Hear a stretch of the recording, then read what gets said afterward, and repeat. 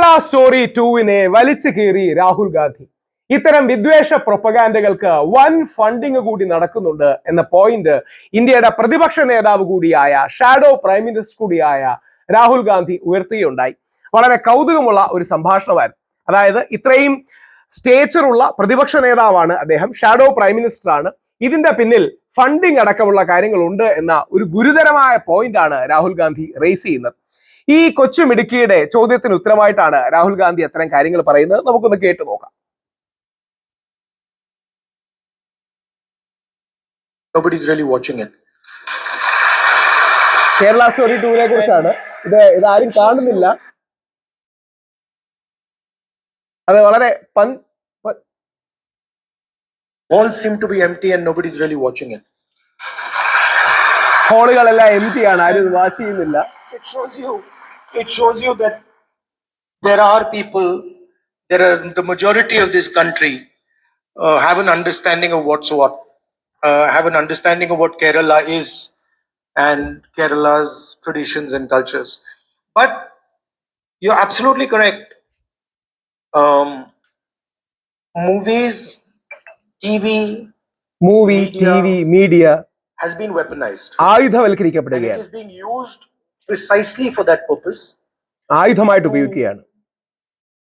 Vilify people, to alienate people, ചില ആൾക്കാരെ, വിശേഷിച്ച് മുസ്ലിങ്ങളെ, certain people can benefit and other people, തീവ്ര ഹിന്ദുത്വവാദികൾക്ക് ലാഭം, മുസ്ലിങ്ങളെ അകറ്റാൻ. And I think India has actually become very much like that. You know, if a person wants to make a particular type of movie, wants to say something in the media, wants to defend certain ideas in the media, I face this all the time.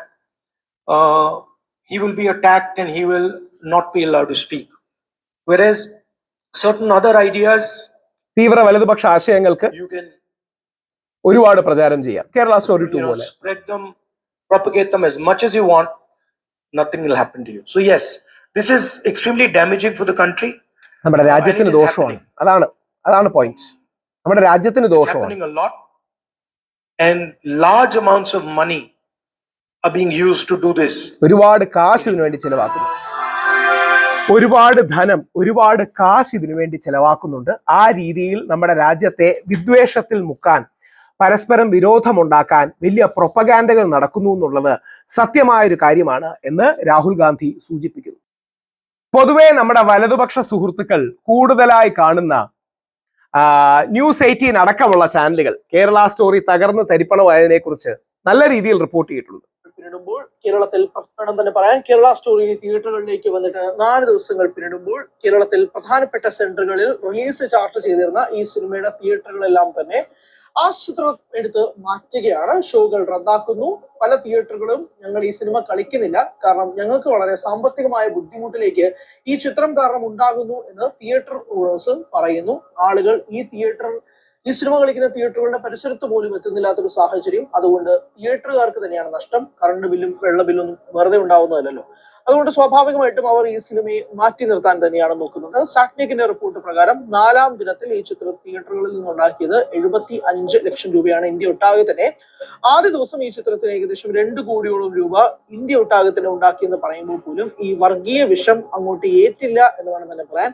കേരളത്തിലെ കണക്കുകൾ അതിദയനീയമാണ്. 1000-ഓ 2000 രൂപ എന്ന് വേണമെങ്കിൽ നമുക്ക് കൂട്ടാം ആദ്യ ദിനത്തിൽ. അതിനുശേഷം പിന്നാലെ എന്താണ് ഈ സംഭവം എന്നറിയാൻ വേണ്ടി മാത്രമായി കുറച്ച് പ്രേക്ഷകർ തിയേറ്ററിലേക്ക് വന്നെങ്കിൽ പോലും പല ഷോകളും ക്യാൻസൽ ആയി പോകുന്ന സാഹചര്യം തന്നെയാണ് ഉണ്ടായത്.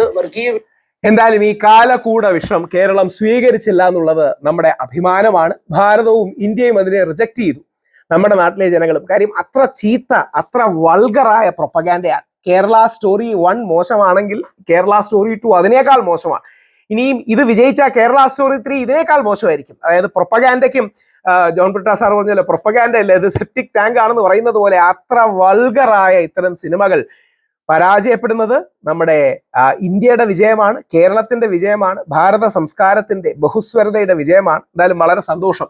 രാഹുൽ ഗാന്ധിയും ശക്തമായി അങ്ങനെ കേരള സ്റ്റോറി 2-നെതിരെ ആഞ്ഞടിച്ചതിൽ സന്തോഷം. പ്രധാനമന്ത്രി ആയിരുന്നു ഇത് പറയേണ്ടിയിരുന്നത്, പക്ഷേ ശ്രീ രാഹുൽ ഗാന്ധിയാണ് ഇത് പറഞ്ഞത്.